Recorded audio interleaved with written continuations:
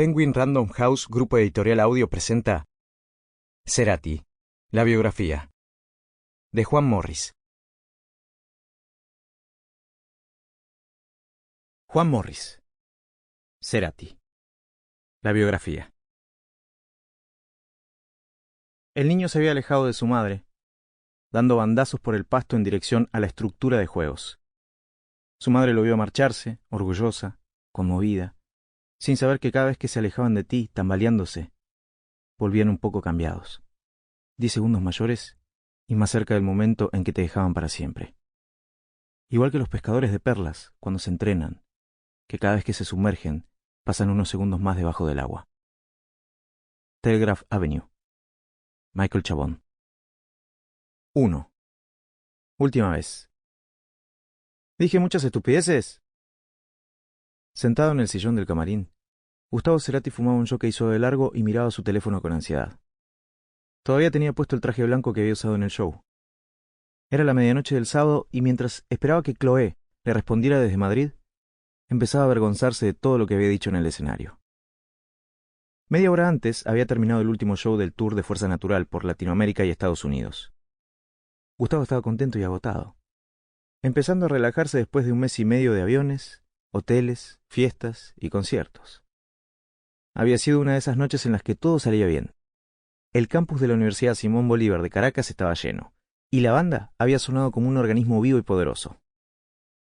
Después de comer con el resto del equipo, en una de las carpas montadas detrás del escenario, el sonidista Adrián Taberna y el guitarrista Richard Coleman acababan de entrar a su camarín para charlar un rato.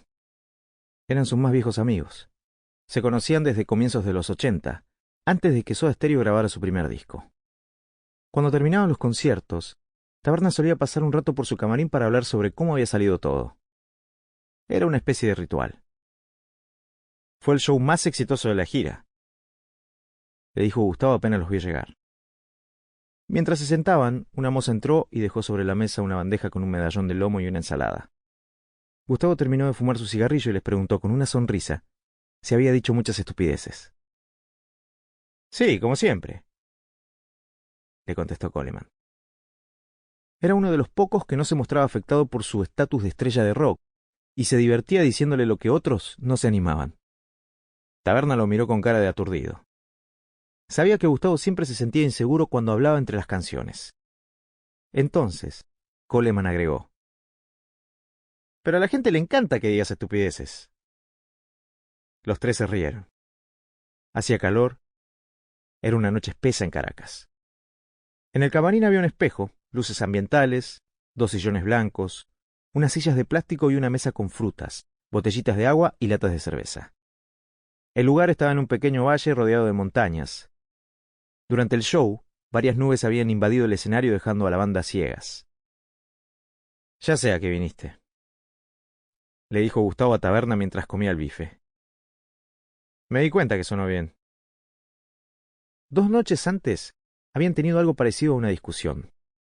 La anteúltima fecha de la gira había sido en el Coliseo El Campín, en Bogotá, un anfiteatro de cemento y techo de chapa con una acústica difícil. Gustavo, fastidiado por el mal sonido, pero también por la poca gente que había ido a verlos, se lo había recriminado a Taberna en los camarines. Cuando volvía al hotel a la madrugada después de tocar, Gustavo abría su MacBook y se quedaba un rato chateando por Facebook, mientras buscaba en internet los videos del show que la gente había filmado con sus celulares para analizar cómo había sonado la banda y cómo se veían los efectos de luces. Era fanático de los videos de sus fanáticos.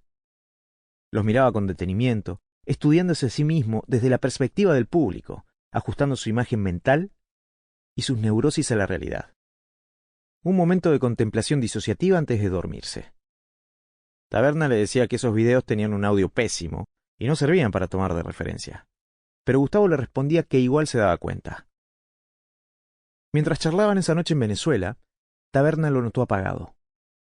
Nicolás Bernaudo, su asistente, entró para avisarle que uno de los productores venezolanos del show quería saludarlo y Taberna y Coleman aprovecharon para ir a sus camarines.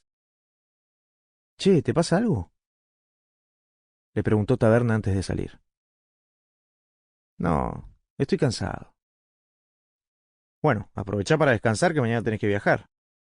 ¿Querés hacer algo?». No, quiero dormir hoy». Taberna salió del camarín desconcertado con... Sample complete. Ready to continue?